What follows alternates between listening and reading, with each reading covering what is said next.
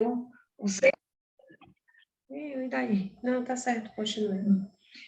Se você surpreendeu seu filho, masculino ou feminino, usando qualquer tipo de droga, tenha muito cuidado com a maneira de agir. Passado o choque inicial, procure conversar calmamente, em tom de amizade e carinho, buscando saber as causas que o levaram a essa fuga infeliz. Uma atitude de bondade vale mais do que todos os argumentos produzidos pela cólera ou pela agressividade. Estão me ouvindo? Eu estou ouvindo. Sim. É provável que ele esteja na fase inicial, necessitando de ajuda mediante a compreensão do problema que o aturde. Não o faça sentir-se pior emocionalmente, porquanto essa postura leva-lo a situações mais graves.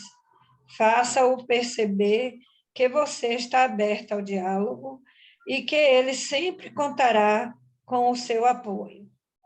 Dê-lhe uma assistência de vigilância, sem tornar-se um guarda severo ou algoz contínuo em referência ao seu comportamento. Todo aquele que se permite o uso de qualquer tipo de vício encontra-se em conflito pessoal, desconfiado e descontente com a existência. É indispensável fazê-lo valorizar a oportunidade existencial lentamente, com cuidado e otimismo. Evite a postura de mártir ou de infeliz que o empurrará para a culpa devastadora.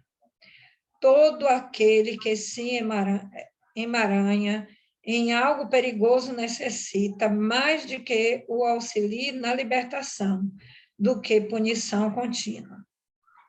Sempre que possível, converse sobre temas edificantes, cuidando de não se tornar cansativo em relação ao problema, insistindo na questão afligente, o que produz irritação e prejuízo maior. Se o seu lar é equilibrado, e, apesar disso, ele optou pela busca de qualquer droga da moda ou não, proponha-lhe a ajuda especializada de um psicoterapeuta melhor treinado para situações dessa natureza. O seu amor dar-lhe-á inspiração para as abordagens quando oportunas e necessárias. Se, porém, o seu é um lar atribulado, repleto de conflito e de instabilidade emocional, busque equilibrar-se e melhorar a situação doméstica perturbadora que o empurrou para fora do seio familiar a fim de trazê-lo de volta. Não transfira a responsabilidade do erro dele para outrem, o que não resolve a questão, somente gerando mais descontentamento e mal-estar. Impeça que ele seja visto pelos demais membros da família como alguém estigmatizado. Todas as pessoas se equivocam, tendo direito à recuperação. Ele não é o primeiro e não será o último a atravessar esse portal do infortúnio em busca da fantasia, da ilusão, da felicidade mentirosa. É necessário favorecê-lo com diferente visão da vida, com as bênçãos da responsabilidade para os enfrentamentos que se encontram à frente, encorajando-o para superar os medos que o estão afligindo, mesmo sem o perceber. Nunca assuma atitude puritana, dando a impressão de superioridade ante a sua fraqueza, nem relate as suas experiências triunfantes de forma que o humilhe. Demonstre que você também tem problemas e busca resolvê-los de maneira saudável. faça-o perceber que o dogma sempre leva à destruição. Ame, em qualquer circunstância, o seu filho, masculino ou feminino, demonstrando-lhe que nada no mundo o afastará da sua ternura, do seu devotamento e da sua responsabilidade afetuosa. Ele necessita de segurança emocional. Torne-se esse porto de amparo. Aplique sempre a terapêutica do amor e não tenha pressa. O resultado virá no momento próprio. Muito bom. Maravilhoso. Isso, gente, também é no tocante a outros vícios, não só vício de droga, a outro tipo de desvios, né? Outras personalidades assim que não se encaixa, né? Corretamente político, né? Diante de nós, dos olhos da sociedade. Então, isso se refere a todo tipo de conduta, né? Que um filho, mesmo que não seja o nosso filho ali, consanguíneo, mas o filho de um amigo muito próximo que a gente possa ajudar, né? Um aluno, eu que sou professora, Isis, né? Que esteja em algum desvio, algum desequilíbrio, em alguma confusão mental, né? Até mesmo sobre a sua sexualidade, né? Hoje os jovens, né, os adolescentes, até mesmo as crianças, eu fico observando que, né, trabalhando em escola e tudo, a gente fica ali em pé observando até na hora de intervalo e tudo, a gente vê, né, alguns comportamentos de uns, de outros diferentes, né, que não são as mesmas, nos mesmos moldes, né, e que a gente possa ter muito cuidado mesmo. Essa leitura é um alerta, né, é uma reflexão sobre o que a gente possa falar, ou não só falar, ou às vezes até mesmo em um gesto, né? Porque tem gestos, né? Tem trejeitos nossos que representam muito, muito mais do que a palavra, né? É a reprovação, né?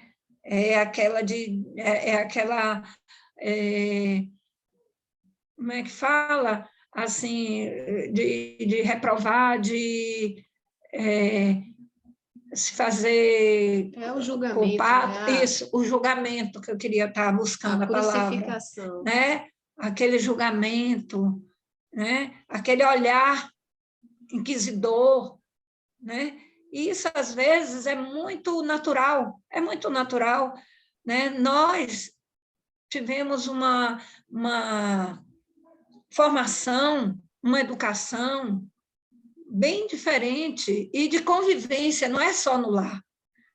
Hoje vocês veem como é que está o mundo, como é que está a nossa sociedade, né? Como é que está a convivência com tantos e tantos diferentes. E a criança está ali, é na televisão, quando não é na televisão, é no meio ambiente, é no ambiente mesmo, né? Na escola, é num shopping, é num parque, é em todo... que fica observando certas condutas, certos comportamentos, e, às vezes, como são tão frágeis e tão ainda naquela fase, é moda, o que é que vão pensar, né? E a influência é muito grande, é muito grande. Então, às vezes, tomam caminhos, ou às vezes nem caminhos, pensamentos, que mais tarde vão ver que estavam equivocados, que foi por tanta poluição, né, visual e sonora e auditiva que fizeram com que essas confusões viessem, né, a interferir, né, no seu eu, na sua, né, seu interior, né? Então, a gente tem que ter muito cuidado, viu? Muito, muito mesmo. Buscar não ficar criticando, e se puder orientar, né? Mas com amor, como diz a leitura, com amor. Essa leitura veio mesmo a calhar, assim, para abrir nossas mentes, né? Para o que está acontecendo hoje ao nosso redor. E a palavra está franqueada para quem queira comentar. Eita, nossa, Edna, já não preciso mais ficar preocupado com o meu desencarne, porque você vai me assumir o lugar. Mas, gente, só a Edna tem razão. Quando eu comecei a trabalhar na medicina e tive contato com os primeiros casos de tratamento de drogados, especialmente jovem drogado, adolescente, a primeira vontade que me vinha era de apertar o pescoço do infeliz, sacudir assim, ó. Rapaz, para que você fez isso? Você não sabia que droga mata, que droga só leva você para a destruição, e apertar bem o pescoço. Mas depois eu fui me recompondo, né? E tive a experiência de um que agora é ex-drogado e que eu ajudei ele a se recompor, e era um elemento que estava tão viciado que ele chegou a trocar uma D20 inteirinha por drogas. Ele usou a D20 em forma de drogas. Aí, depois de um bom tempo tratando ele emocionalmente, porque não existe nada a não ser a força de vontade do drogado para sair da droga. O que nós usamos são elementos terapêuticos colaterais, mas a força de vontade é que tira o sujeito da droga. E ele tinha força de vontade e tinha um bom estímulo, que era uma esposa e uma filha, que ele amava. E eu me aproveitei para estimular esse lado paternal dele contra a droga. E funcionou. Ele deixou a droga e, passado um bom tempo, ele se sentiu em condições de não precisar mais de meu contato, né? E então passou muito tempo sem ele me procurar. Quando foi um dia, ele veio consultar, mas veio consultar a filha, que já estava crescidinha. E então, quando eu tinha acabado de consultar a menina, que ele acende, menina, vou te dizer uma coisa que depois você vai conversar com seu pai, mas uma coisa eu digo a você, seu pai der a você uma D20, e ele vai ter que dar um jeito de lhe dar uma coisa parecida, pelo menos, seria isso. Mas aprendi, isso que a senhora Edma falou, que as coisas têm que ser feitas com amor, e não sacudindo o pescoço do freguês. Até porque não adianta. O viciado, ele tem um problema sério com a espiritualidade. Por quê? Vocês sabem que tudo que a gente faz de errado com o nosso corpo, nós estamos automaticamente prejudicando o perispírito. Essa semana eu tive um paciente que é diferente desse caso, mas que ilustra bem as consequências das coisas. Recebi, foi anteontem, um pequeno paciente de cerca de 8 ou 9 anos, mais ou menos, e o diagnóstico dele foi pênfigo. Pênfigo é o que a pessoa chama de fogo selvagem, né? Vocês sabem. Ele tinha feridas no corpo inteiro, até na mãozinha ele tinha ferida, até no pênis ele tinha ferida. E eu não nego a vocês, não, viu? Quando eu acabei de atender ele, graças a Deus eu tive tranquilidade para examinar, para colocar no computador o caso dele e para fazer a medicação que ele pode tomar agora. Mas depois que a família dele ia saindo, já se despedindo de mim, eu chorei. Não aguentei. Pensa bem o que é ver uma criança de 8 anos. O pai foi tirar ele da maca, né? Ele, meu pai, pegue minha mão, no meu dedo, porque não podia tocar em outra parte do corpo, porque era tudo ferida. Eu vendo uma criança, eu estava pensando, se eu não fosse espírito, eu agora ia ficar até em bronca com Deus, porque que mal essa criança fez para ter uma coisa tão horrorosa? Que mal esse pobrezinho fez para estar sofrendo tanta dor, ferida no corpo inteiro, ao ponto de ele rogar ao pai que pegasse ele com a maior tranquilidade possível nos dedos para poder descer da maca.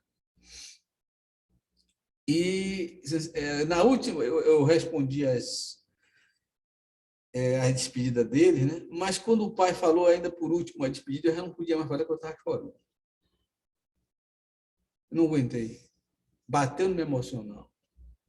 O sofrimento daquela criança. Pensem bem vocês. Que coisa horrível. Agora eu pergunto a vocês. Os espíritos não dizem, não julgam nenhum de nós. Mas o que é que vocês acham que aconteceu com ele em encarnação anterior para que ele agora, nessa encarnação, estivesse padecendo um sofrimento desse? Vocês têm ideia? Se alguém tem uma ideia, fale. Bom, no mínimo, eu poderia dizer que nada disso é injusto. Com certeza. Há justiça em tudo. O que ele fez não importa. O que importa é que o universo é justo. Né? Isso mesmo. Aí eu diria a você, pensem bem, um camarada que, por razões políticas, como já tem acontecido, pega gasolina, bota no corpo todo e toca fogo. Estava pensando isso aqui agora. Em outra vida, só pode ser uma lei de causa e efeito, e que ele queimou pessoas, né? Ele ou torturou, né? Ou as torturas, né? Queimando assim partes, não o corpo queimado todo, mas com tocha assim, com, né? Ferro queimando, às vezes até também para confessar algo, entendeu? Então, me vem na mente sempre um retorno assim. Mas eu penso diferente, Sussu. Eu acho que ele tocou fogo nele mesmo. Porque nós sabemos que o que nós fazemos com o nosso perispírito, ele só pode ser recomposto com a encarnação. Porque o corpo é um mata-borrão do espírito, né? Então, se o perispírito está queimado, o corpo vai receber isso para chupar esse karma, vamos dizer assim, que está no perispírito. Mas não pode ser não, a questão de lei de retorno? É uma lei de retorno, mas é uma lei de retorno diferente, porque na pessoa que foi torturada, a depender de como foi essa tortura e de como essa pessoa recebeu essa tortura, ele pode receber uma encarnação mata-borrão, mas de uma forma mais atenuante. Porque tem muitas doenças semelhantes, mas que não são tão graves como o pênfigo. O pênfigo, na minha opinião, é um suicida por fogo. Minha opinião, pessoal. Mas o que eu estou querendo dizer também é o seguinte: a pessoa que usa drogas está atingindo o próprio cérebro, inclusive o crack. O crack é chamado de crack porque ele faz um craqueamento do cérebro. Então, a pessoa danifica o cérebro e, quando reencarna, ele tem um cérebro doente e o corpo, como mata-borrão, no caso, o cérebro mata-borrão, vai, vamos dizer assim, chupar, sugar esse defeito que ele provocou nele mesmo através da droga. É um camarada que vai ter dificuldade para aprender, vai ter dificuldade para entender as coisas, para se adaptar, vai ser um filho problema para os pais e um problema para ele próprio, porque ele, dessa vez, talvez não entre nas drogas, mas vai, talvez até porque ele tem experiência anterior negativa com drogas e até fuja das drogas, mas vai ter dificuldades para conseguir uma, vamos dizer assim, uma boa aceitação dos ensinos das escolas. E vai ter dificuldade de relacionamento também. Enfim, tudo aquilo que ele provocou no cérebro vai ter que, no retorno dele, ele mostrar para a humanidade aquilo que ele fez com o seu corpo, né? Como nós dizemos, o que nós fazemos de errado volta para nós, em forma de doença, de enfermidade. E a palavra está franqueada a todos vocês.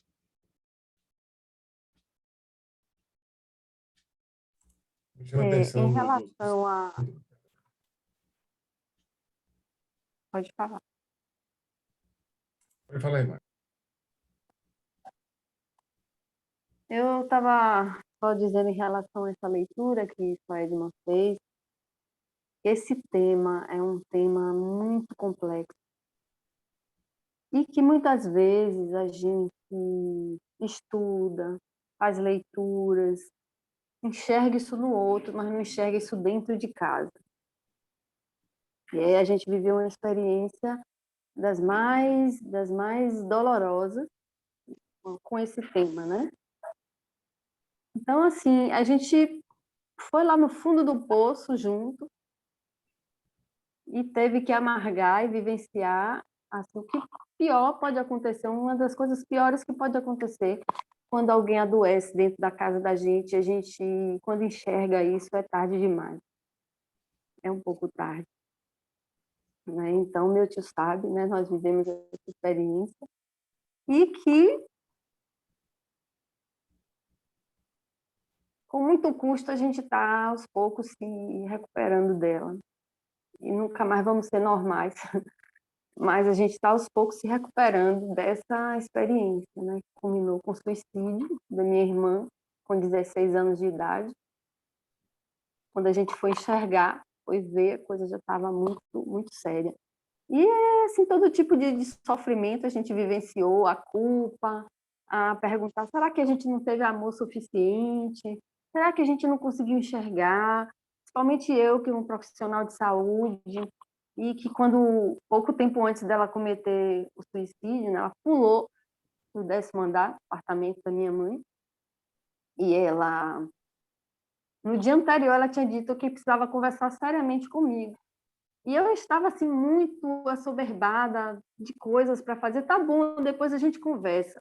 Poxa, mas isso foi, assim, um despertar, sabe? Um tirar, assim, num susto, um baque, porque a gente pensa, parece que a gente também está caindo junto e o chão nunca vai chegar.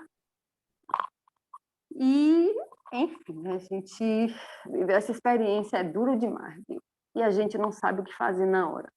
É fácil a gente botar opinião para os outros. É fácil a gente dizer como fazer. É muito fácil, mas quando acontece dentro da nossa casa, é muito difícil. Tem que se pegar com Deus. Primeiro tem que enxergar, né? Tem que ter o discernimento. Tem que parar um pouco de olhar só para você, abrir os olhos e olhar para o lado e ver o seu irmão que está ali dentro. Que tipo de sofrimento ele está vivendo, que tipo de convivência ele está tendo. Porque a gente nunca acha que acontece com a nossa família dentro de casa. Nunca a gente acha isso. É muito difícil, a não ser que seja uma coisa muito gritante, mas quando a coisa é meio sutil, aí vai passando, tem umas coisas assim, uns insights, mas a gente nunca acha que é aquilo. Olha, tá fazendo aqui aí, mãe? Entendeu? Então, essa leitura é uma leitura para chamar atenção, assim, bastante mesmo, porque isso é um despertar de forma assim, sabe? Tira a didática, tira o conhecimento todo e pensa só no amor. Tira tudo que você sabe sobre tecnologia, tudo isso, sabe? Você tem uma informação, você sabe dar uma aula sobre o que são as drogas. Tira tudo isso que isso aí não vai adiantar nada. Só uma coisa que adianta. Muito, muito, muito sensibilidade, muito amor. Essa experiência que a gente viveu e foi a lição que a gente tirou de tudo isso. É verdade. Eu também, Mara, tive uma experiência negativa nesse sentido, mas foi no consultório, inclusive no consultório particular, de uma professora que tinha problemas que ela não me contou, que, aliás, eu diagnostiquei nela a o vírus oh, meu Deus, do HIV, o vírus do HIV.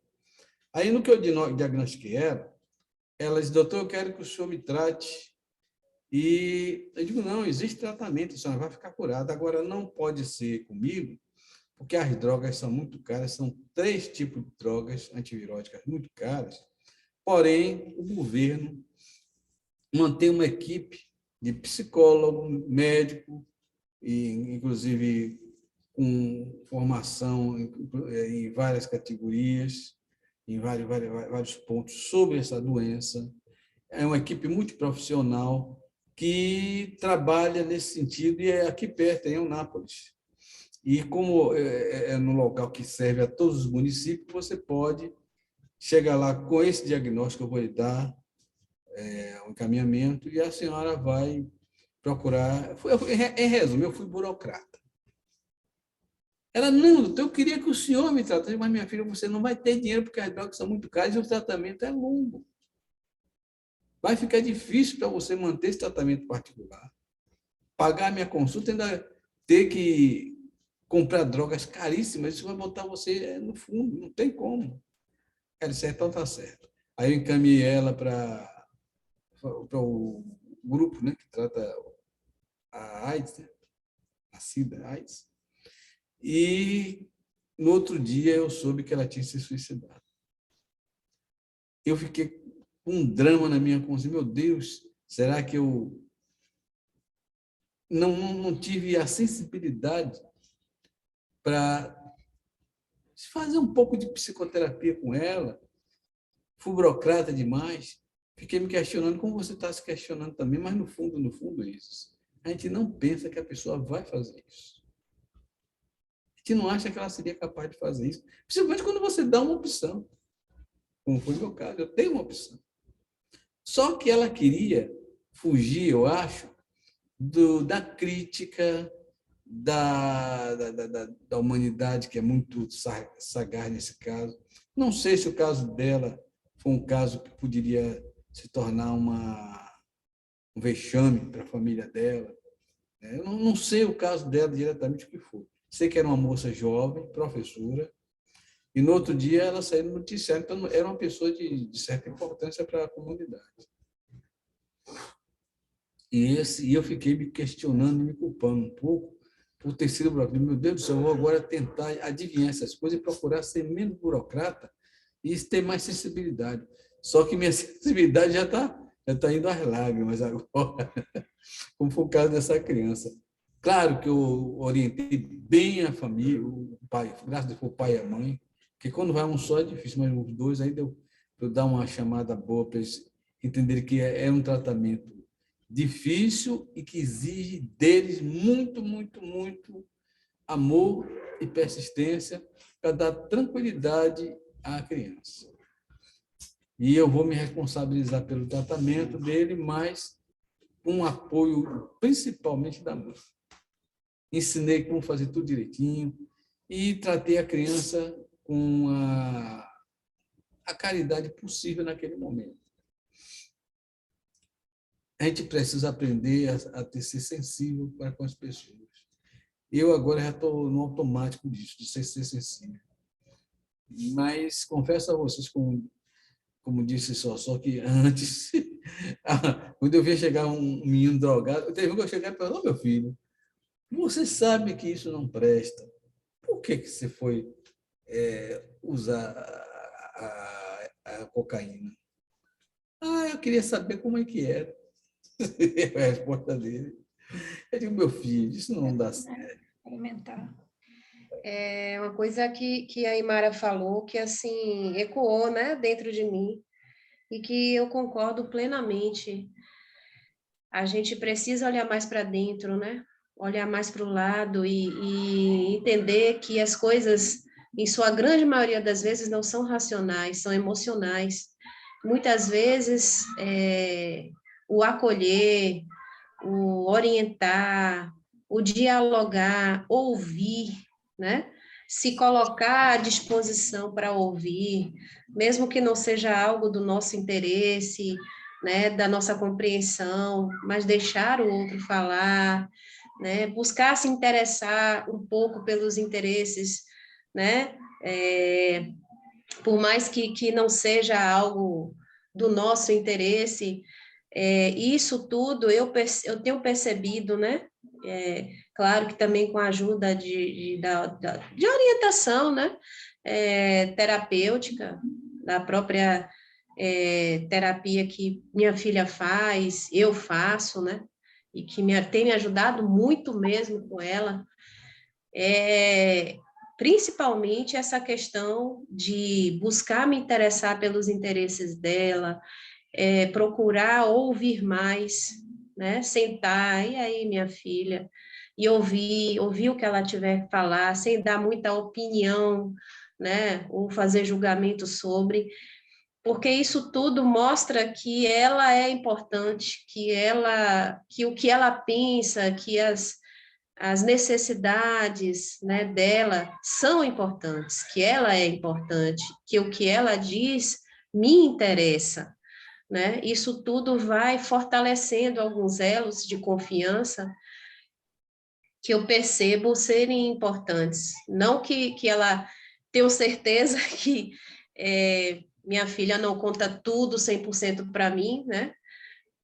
Os jovens têm seus segredos e a gente sabe que a gente já foi jovem também, então pai e mãe não sabe tudo 100%, mas eu sinto que existe um diálogo mais aberto entre nós, e isso é muito importante, sabe? Essa é o que meu pai diz, o que Mara diz, essa sensibilidade de entender que a gente precisa olhar e dar ao outro muito mais esse ambiente acolhedor e entender que as coisas, as atitudes, os sentimentos, tudo é muito mais emocional, né? E requer uma atitude também emocional, de sensibilidade, de acolhimento, de amizade, de companheirismo, né? Muito mais do que o racional, porque, por exemplo, racionalmente, não tem como um adolescente entender que droga não faz mal. O adolescente sabe que a droga faz mal, o adolescente sabe que a droga traz prejuízos. Então, isso é racional, mas o emocional dele diz outra coisa para ele. O emocional dele está dizendo, você precisa usar para se encaixar em um grupo. O adolescente tem a necessidade de pertencimento, ele precisa pertencer, ele está numa fase que ele não é adulto, mas também não é mais criança, ele não sabe o que ele é.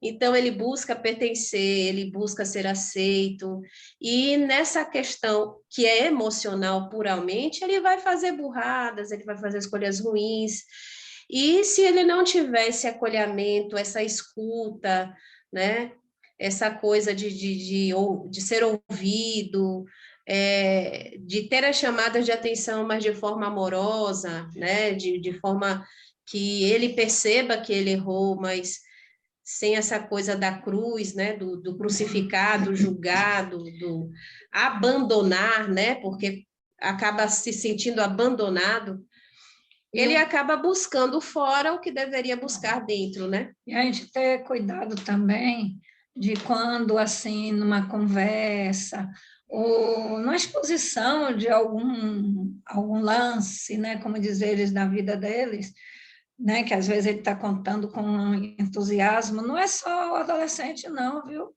Também tem um adulto que é assim, contando, a gente buscar não ironizar.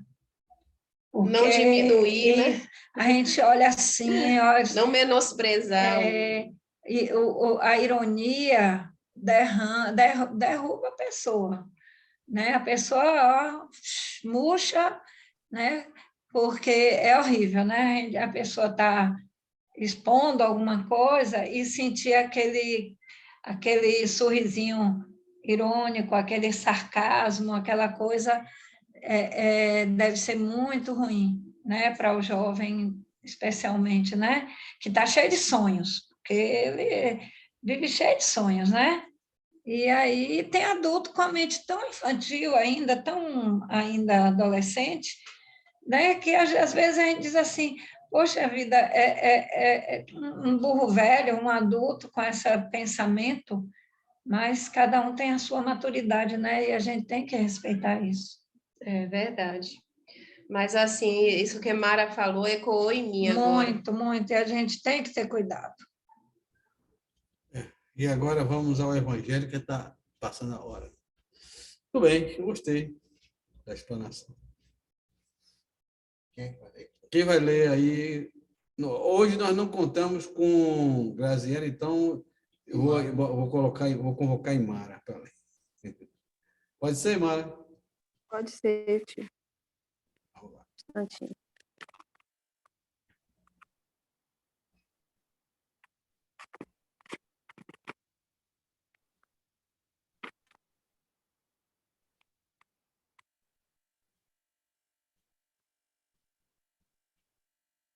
Capítulo 11, página 174. O maior mandamento. Os fariseus, tendo sabido que ele tinha feito calar a boca aos saduceus, reuniram-se e um deles, que era doutor da lei, veio lhe fazer essa pergunta para o tentar. Mestre, qual é o maior mandamento da lei?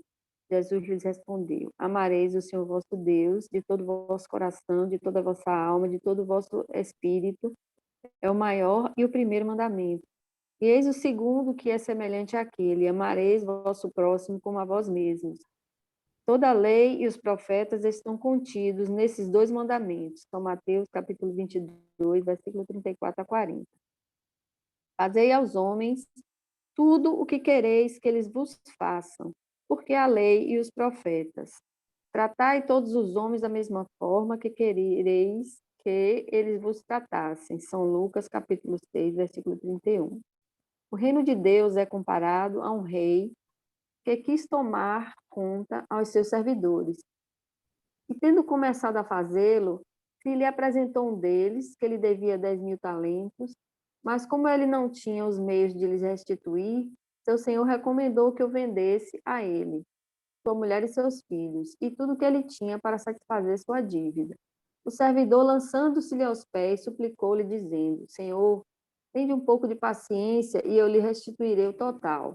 Então o senhor desse servidor, tocado de compaixão, o deixou ir e remiu-lhe a dívida. Mas esse servidor, mal tendo saído, encontrando um de seus companheiros que lhe devia 100 dinheiros, tomou pela garganta, quase sufocando-o, e dizendo-lhe: Restituí-me o que me deves.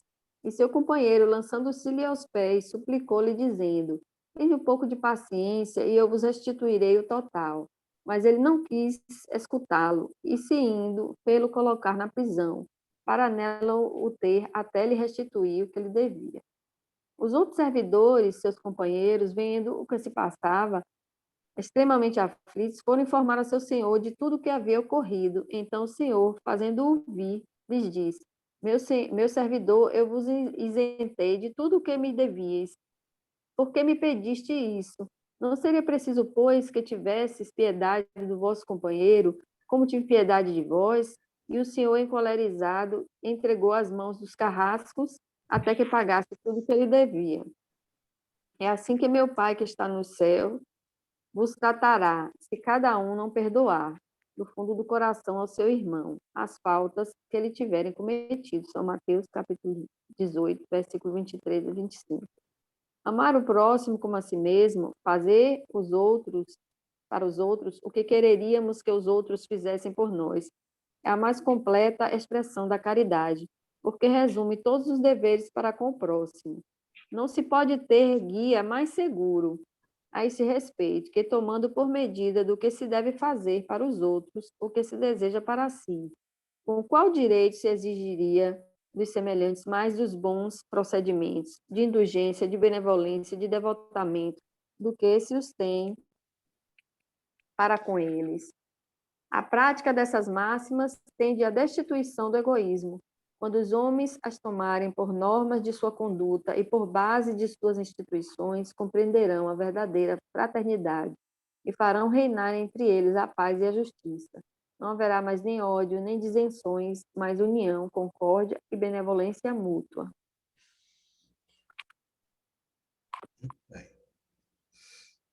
É o que nós esperamos, porque no mundo cheio de tribulações que nós estamos vivendo, pouca gente presta atenção ao outro, mas se a pessoa olhar para o irmão como uma pessoa que precisa de apoio, e tudo quanto foi dito até agora sobre as doenças e sobre os episódios de suicídio e tudo, acontece por falta de apoio, de um irmão enxergar o outro sem julgar, de um irmão enxergar o outro como um ser amado, como um ser que merece respeito, carinho, admiração, não o julgando, como fazem os nossos mentores, nossos anjos guardiães, que não nos julgam pelos nossos atos, mas que enxergam nesse nós os nossos potenciais.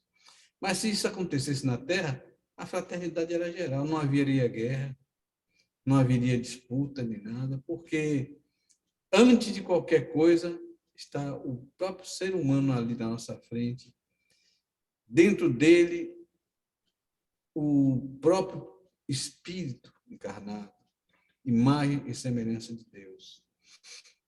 E nós olharíamos para o nosso irmão dessa forma, que ele é uma pessoa que tem o germe, a semente que um dia se tornará uma árvore frutífera, que dará centos por um, porque estará também acolhendo os mandamentos que Jesus nos deu, de amarmos uns aos outros como eu vos amei. Buscai e achareis, batei e abrir-vos-á.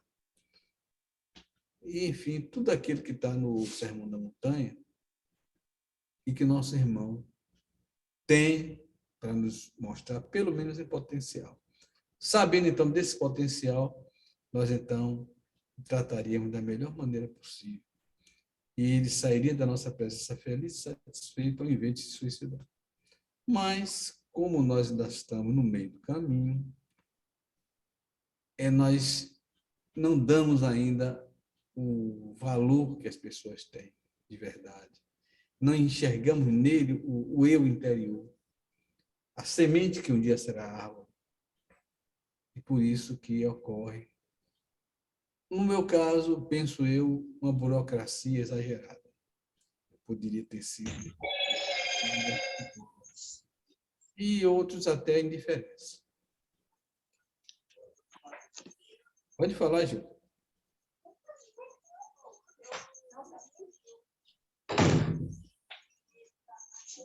Quer falar, Gil? Pode falar. Ela calou. Acho que foi a Leninha que abriu o celular de Gil. Alguém quer falar? Alguém quer comentar mais sobre os temas? Eu, ouvindo a colocação de todos aí, me veio um pensamento aqui dessa questão da... por que cada um de nós, espíritos encarnados, precisamos ter alguém que seja um amigo nosso, né? Que muitos chamam de anjo guardião, qualquer outra coisa, enfim, não importa a denominação. Eu acho que o que prevalece nesse sentido é o objetivo desse irmão, amigo, querer nos ajudar, né? E aí eu pensando aqui, eu falei, por que normalmente esse papel de orientação, muitas vezes, ele não é suprido, né, pelos tutores? Aí eu me refiro aos tutores, os pais, enfim, familiares que estão próximos da gente, né, que têm aquela incumbência de nos guiar durante a vida. E por que cada um de nós precisa, de fato, desse amigo? É porque eu penso que esse amigo ele não está submetido às mesmas, principalmente no campo emocional, no campo sensorial. Ele não está submetido às mesmas condições que a gente e que os nossos familiares estão. E que muitas vezes incorrem também em problemas, né, em falhas, porque estão também submetidos às mesmas leis que a gente. E a gente precisa, nesse sentido, de uma outra referência. E essa referência precisa estar fora do meio material, né? Eu ouço muito essa coisa do acolhimento, do amor, né? Precisa acolher, precisa ter amor, mas eu também entendo que esses mesmos sentimentos, eles são referenciados diferentemente pelo nosso anjo, como nosso amigo, porque ele está fora, ele não está submetido a essa mesma condição. Aí eu pergunto, será que se esse amigo, anjo guardião, tivesse encarnado no mesmo papel dos nossos familiares, será que ele agiria da mesma forma? Então, essa aqui é apenas a minha reflexão acerca de toda essa nossa discussão de hoje. Olha, nossos anjos guardiões, eles têm uma tarefa muito difícil, principalmente nas encarnações complicadas, porque eles não podem ir contra a nosso livre-arbítrio. A maneira que eles têm para nos ajudar sempre será colateralmente, ou seja, dependendo de um outro irmão. Tem uma frase que é dita em uma propaganda não sei se é do Médicos Sem Fronteiras ou se é da Unicef, que diz assim: sempre será um humano que ajudará outro ser humano. Isso é uma realidade. O anjo guardião faz desse jeito. Ele pega uma pessoa que colateralmente se encontra no ambiente de vida daquela pessoa para dar um palpite, uma opinião, ou convocar uma outra terceira pessoa para que aquela pessoa seja ajudada. Porque ele não pode interferir diretamente, mas ele pode ajudar através de outras pessoas. Claro que o anjo guardião nosso, se quisesse, desfaria todos os nossos problemas, mas interviria no nosso livre-arbítrio, estragaria nosso projeto de encarnação. Então, o anjo guardião do menino que tem pênfigo não podia curar ele completamente das feridas? Pode, sim. Mas a necessidade que a criança tem de valorizar o seu corpo e de ver como é ruim estar cheio de feridas, como é desagradável ver os outros ficarem com nojo dele ou se afastar dele, tudo isso vai dar um conteúdo de experiência no espírito dele que servirá para, na próxima encarnação dele, ele não mais praticar o suicídio. E nesta encarnação mesmo, inclusive, também. Ô, pai, mas eu entendi o que Cláudio perguntou. O que Cláudio perguntou é se esse anjo guardião passasse pela experiência encarnado, eu entendi. se ele teria atitudes iguais ou diferentes das que ele tem não estando encarnado, entendeu? Porque estando encarnado, ele vai passar por situações, emoções intensas, né? E que o levará a fazer escolhas que, na verdade, no caso aí, o espírito desencarnado, no caso aí, né? Não precisaria fazer. Sobre isso aí, eu vou relembrar um caso do nosso colega, que é cirurgião, que ele conta a história de uma mulher que foi atendida lá no Centro Espírita Frei Fabiano, né? Acho que é Frei Fabiano, parece. Lá onde aquele... Como é o nome dele, meu Deus? É o João de Deus trabalhava. João de Deus, ele fez um trabalho muito bom como médium e muito ruim como ser humano. Mas outros também trabalhavam junto com ele lá, ele não era somente ele o único médium lá. E naquele campo de materializações, houve muitas coisas boas. E uma dessas coisas boas é que o nosso irmão, que eu não recordo o nome dele agora, conta que quando o médium estava trabalhando espiritualmente, uma entidade se aproximou dele, era um médico alemão. Então, trocando ideias, o médico alemão com a outra entidade presente ali no trabalho, ele disse beautiful, em inglês, beautiful, beautiful, isso é bonito, bonito, bonito. Ora, para ele, cirurgião que estava vendo um caso terminal de câncer, ele não estava vendo nada bonito. Portanto, a criatura morreu, claro, né? Então, em uma outra oportunidade, ele conversando com esse médico alemão, chamado Hahnemann, ele perguntou, olha, naquele caso que vocês estavam tentando ajudar, que a mulher faleceu, e que você ficou falando bonito, bonito, bonito, por quê? O que tinha de bonito um caso daquele? Aí ele fez a maneira como esta senhora resistiu à doença e até os tratamentos que levaram ela até o óbito, até o dia do óbito. Ela resistiu com dignidade e nunca culpando Deus, nem culpando ninguém, nem achando nada ruim, apenas tentando se livrar da doença da melhor maneira possível, sem, no entanto, xingar, nem se revoltar, nem nada disso. Então, Cláudio, essa entidade que desencarnou, no futuro será um anjo que terá passado por essa experiência que você citou aí, do jeito que essa mulher passou, sem se revoltar, sem xingar, sem acusar ninguém. Deu para entender? Perfeito. Isso aí. E a palavra da continua franqueada. Alguém mais quer falar? Então, vamos para as perguntas. Eu agora estou na seguinte aperreio. Só uma parte aí. Eu creio que os anjos da guarda, os nossos guardiões, eles não podem nos livrar das experiências, né?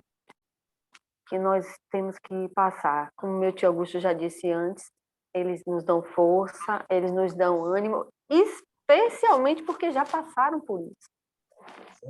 Eu creio que quando o anjo da guarda é designado para lhe orientar ou para lhe dar inspiração, é justamente porque ele tem alguma coisa a ver com as experiências que você está vivenciando e passando. Eu creio que é assim, eu imagino, né? Eu acho que ele não vai dar uma missão de um orientador aqui no nosso mundo mesmo, né? Quando a gente indica uma pessoa para orientar a outra, geralmente essa pessoa tem experiência daquilo. Então, eu imagino que os nossos guias, os anjos da guarda, já sabem de carteirinha, eles já vivenciaram aquilo, eles já conseguiram vencer as dificuldades que a gente está vivenciando. E eu acho que, justamente por saberem exatamente o que a gente está sentindo, eles têm a capacidade de não nos tirar das experiências e nem se envolver, porque eles não podem, não têm permissão. Existe um livre-arbítrio, existe uma programação espiritual antes da gente vir para cá. E as experiências que nós vivenciamos, muitas delas são acordadas antes da gente vir. Alguns espíritos sentam para conversar, né? A gente viu isso no filme, né? Nosso Lar.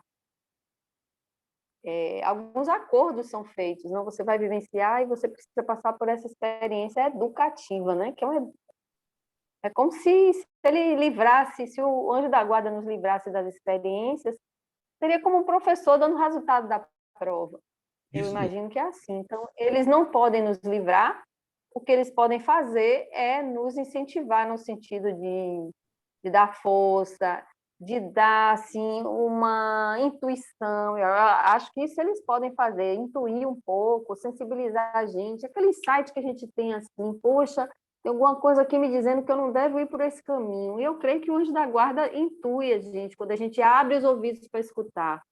E em relação à minha leitura que eu fiz, em relação à questão de você se colocar no lugar do outro e não fazer com o outro que você não gostaria de que fizesse com você mesmo, eu acho que nesse planeta, a busca do ser humano ainda é se conhecer. a gente não tem capacidade ainda, talvez, de se colocar de forma total no lugar do outro, ter esse nível de empatia, talvez os anjos e as pessoas que estão mais evoluídas, porque a gente precisa se conhecer primeiro, para depois saber se colocar no lugar do outro. Eu que acho. Eu acho que a busca, e toda a psicologia vem falando muito nisso, nessa busca interior, de você se conhecer você mesmo, né? Saber, primeiro, medir você. Primeiro, você saber aquilatar quem é você, para depois a gente conseguir ter uma leitura do outro. Eu penso assim. Uma das coisas que eu tenho muito receio de quando eu me deparar do lado de lá, porque a gente está aqui, né, com a bênção do esquecimento, mas quando a gente chegar do lado de lá, a gente vai se deparar com a pessoa principal, que é nós mesmos. Resumindo o que você acabou de falar, domina a ti mesmo para seres o servo dos outros. Primeiro, conhecer seus potenciais, se preparar para encarar uma situação de ajuda, de apoio, de maturidade, para que possamos, então, ajudar nosso próximo. Mas sempre teremos ajudas também da parte de nosso anjo guardião, que nos dará forças, coragem, como você mesmo disse, apoio, né, psíquico, para que nós possamos levar a termo aquela jornada, aquele compromisso e conseguir vencer. Ou seja, Deus nunca dá o peixe, dá o anzol e dá a varinha de pescar. Nós temos que saber pescar, seja lá o que for. Ou coragem, ou diminuir o orgulho, diminuir a vaidade, para poder, então, conseguir lograr com o peixe do êxito daquilo que nós queremos fazer. Vai ler o livro dos Espíritos? Vamos. Quem vai ler o livro dos Espíritos aí, É gente? você. Hein? É porque o livro do Espírito está sempre aí. Sabe onde parou você? Não te passa, não. Acho que Gilca sempre deixa... Tá marcado, só. Tá O marcado, eu meu tá enviei para você. emprestado. Eu enviei para você aí no Zap as perguntas, é a 237. Ah, então tá bom. Então não precisa nem ler o livro, né? Você mandou para mim? Eu mandei para Sossó no Zap dela. Aí, Sassá, pega do seu zap aí. 237. É. Aqui, pai, já está aqui.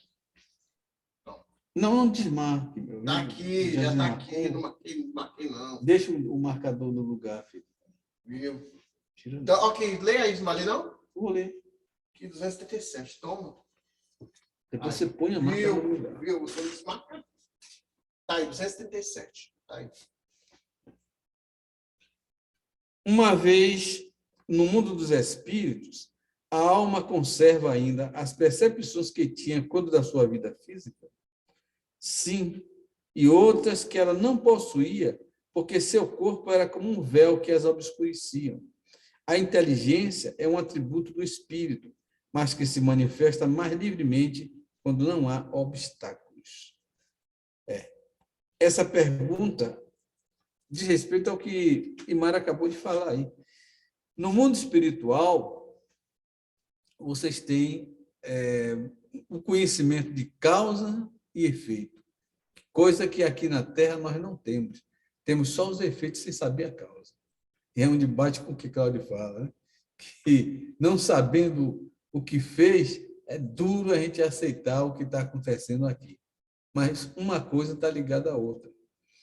Eu acho que a melhor maneira de nós enxergarmos o mal que nós fizemos é perceber quais são as nossas tendências negativas. Se é a violência, se é a truculência, se é o julgamento, se é a grosseria, se é o... Enfim, os defeitos que nós temos hoje nos dão pista daquilo que nós erramos no passado.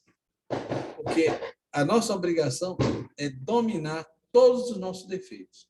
Vocês veem que, no começo da nossa conversa de hoje, nós tocamos no tema em que um irmão nosso, espírita, ele foi levado ao umbral, não porque ele merecesse diretamente ir para o umbral, até porque suas vibrações não eram em umbral. Como ele mesmo pensou, meu Deus, o que é que eu estou fazendo aqui?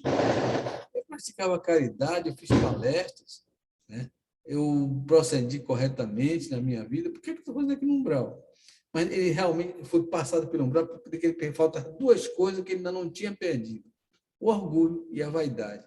E as entidades, então, fizeram ele enxergar que nos atos que ele praticou de bem, ele sempre pensou: essa pessoa está pagando por coisas que ela fez, por isso que ela está sofrendo, por isso que ela é pobre porque realmente ela pecou muito, errou muito, roubou de alguém, tá? Enfim, ele fazia julgamentos inconscientes. Isso é, como o Cláudio falou, ocorria no subconsciente dele.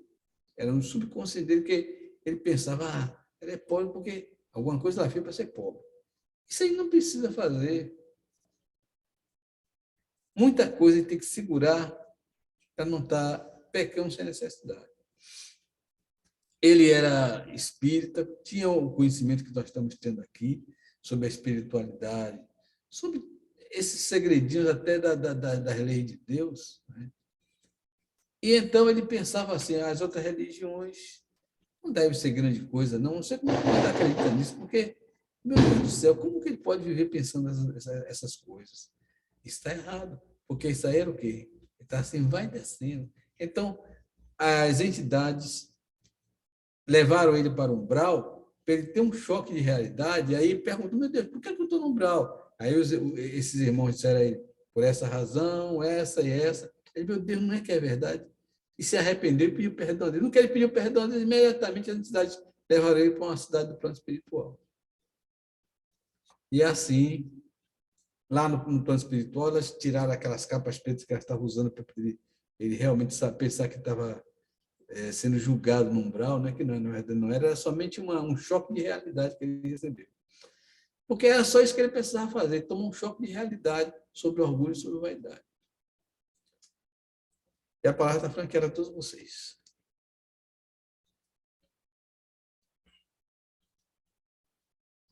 Ninguém mais quer falar? Então vamos para a segunda pergunta.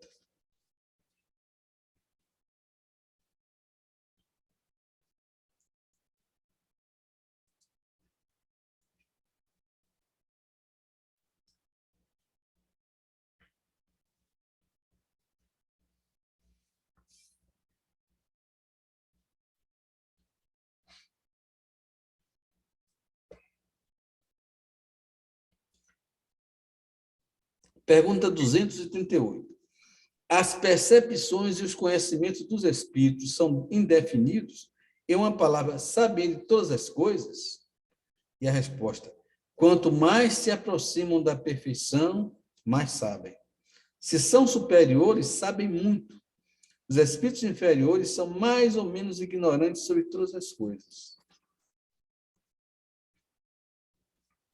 Então, é uma coisa interessante isso aí de pensar. Tem gente aí que acha que sabe tudo. Eu vi um artigo sobre um irmão nosso que já falecido. Ele era um físico de alta categoria. Chegou a escrever um livro dizendo... O título do livro era... Não foi, meu Deus. Não sei se era o conhecimento de Deus, ou tudo sobre Deus. Um negócio parecia assim, com tudo sobre Deus. Ou seja, ele estava por dentro de tudo, não tinha pergunta que ele não tivesse resposta. Isso é impossível na realidade. Por quê? Porque somos seres ainda muito inferiores na escala espiritual. O conhecimento aumenta à medida que nós crescemos espiritualmente, né? Muitos de vocês mesmo, nessas conversas de fim de semana, já tomaram conhecimento de leis cósmicas, de leis que realmente fazem parte de tudo quanto existe no universo. Esse conhecimento é bom? É. Mas vocês sabem tudo? Não. Mas muito não mesmo. Tem muita coisa para aprender. Todos nós temos muita coisa para aprender. Assim, os espíritos superiores, mesmo os espíritos superiores, eles, segundo a informação que nós temos aqui, eles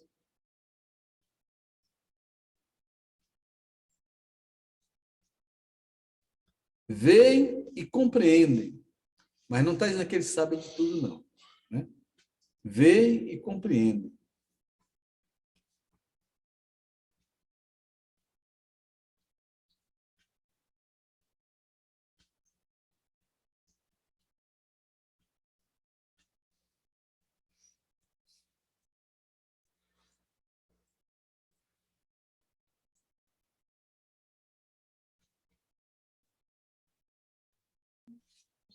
Está procurando a pergunta, pai?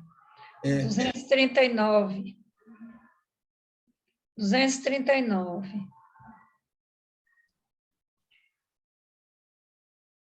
Ah, sim. Peguei agora.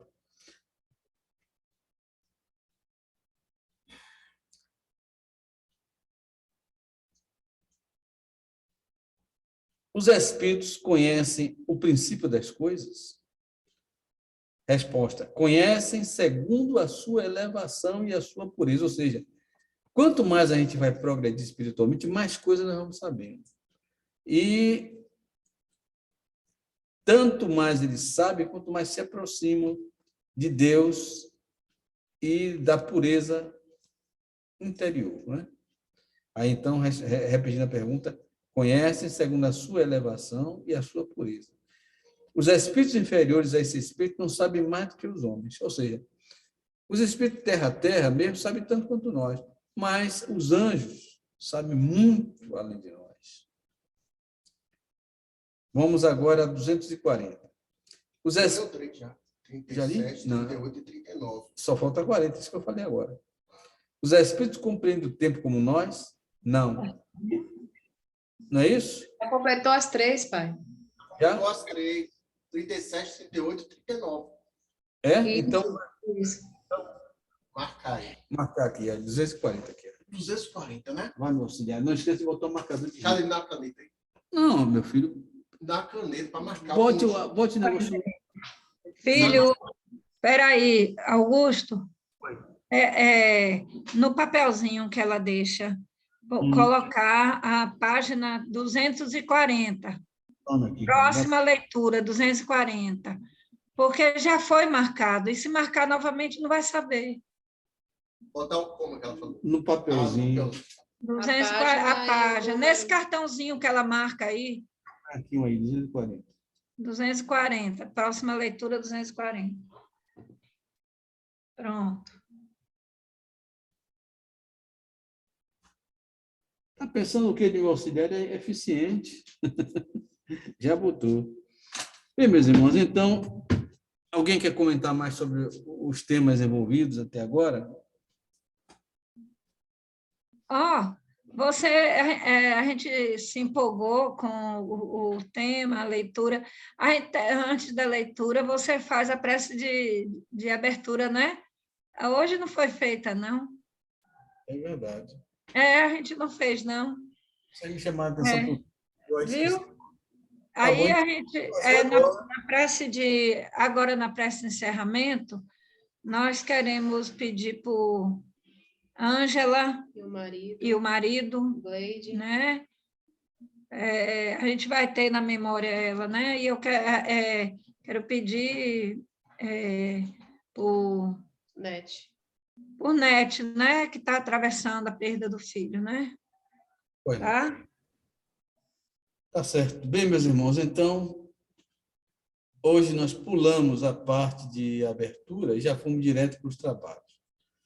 Isso se deu devido ao fato de eu estar com a memória bem ruim e também porque nós já estávamos muito atrasados, já passar quase 15 minutos já do horário da reunião. E nós estávamos... Agora que nós conversamos, foram coisas interessantes também. Então, rogamos Jesus que nos perdoe, primeiro, pelo meu esquecimento e, segundo, que possamos, com a nossa vibração, melhorar a situação da nossa irmã Ângela e de seu marido e acalmar o Espírito encarnado da mãe do nosso irmão. Qual é o nome dele, Sassão? Davi. Davi, né? Ravile. Davi. Que Deus dê tranquilidade ao espírito dele e pacifique, tranquilize o espírito de sua mãe. E seu pai também, dos seus pais. E rogamos, Jesus, que a vossa misericórdia possa se fazer também sobre a nossa irmãzinha Ângela e seu marido, que eles possam melhorar de suas enfermidades.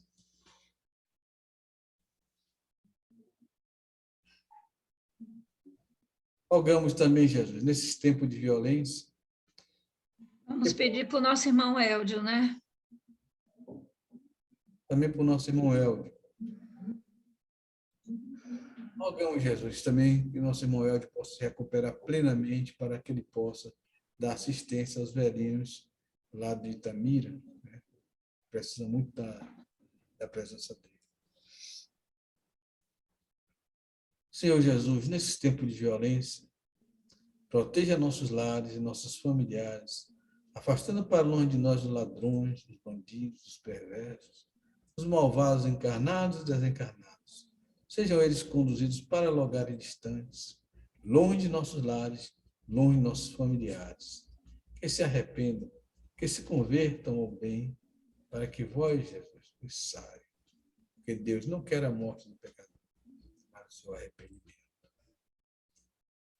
Pai nosso que estás nos céus, santificado seja o nome. A nós o vosso nome. A vossa vontade, assim na terra como nos céus. O pão nosso de cada dia nos dai hoje.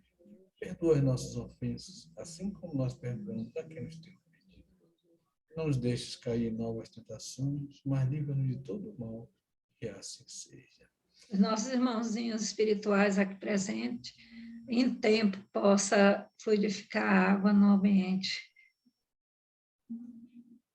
Que possa nossos irmãos, mensageiros de Jesus, fluidificar a água corrente, para que toda a água destas casas que fazem parte dessa corrente se torne fluidificada. Senhor, ensina-nos o progresso a fim de subirmos até vós. Piedade, meu Deus, para aqueles que não nos conhecem, esperança para aqueles que passam pela provação.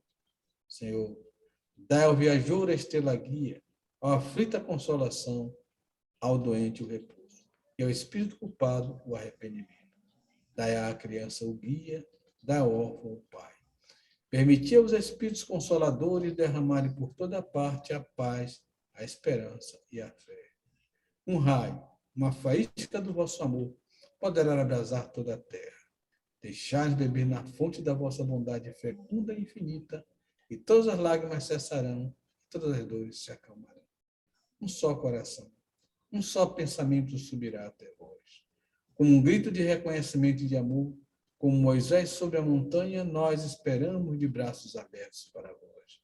Ó poder, ó bondade, ó beleza, ó perfeição. Queremos de alguma sorte merecer a vossa misericórdia. Senhor, dai-nos a caridade pura, dai-nos a fé e a razão. Dai-nos a simplicidade que fará de nossas almas o espelho de deve refletir-se a vossa santa imagem. Que assim seja. Em nome de Deus, em nome de Jesus, damos por encerrada a reunião de estudo da noite de hoje. Viva Jesus.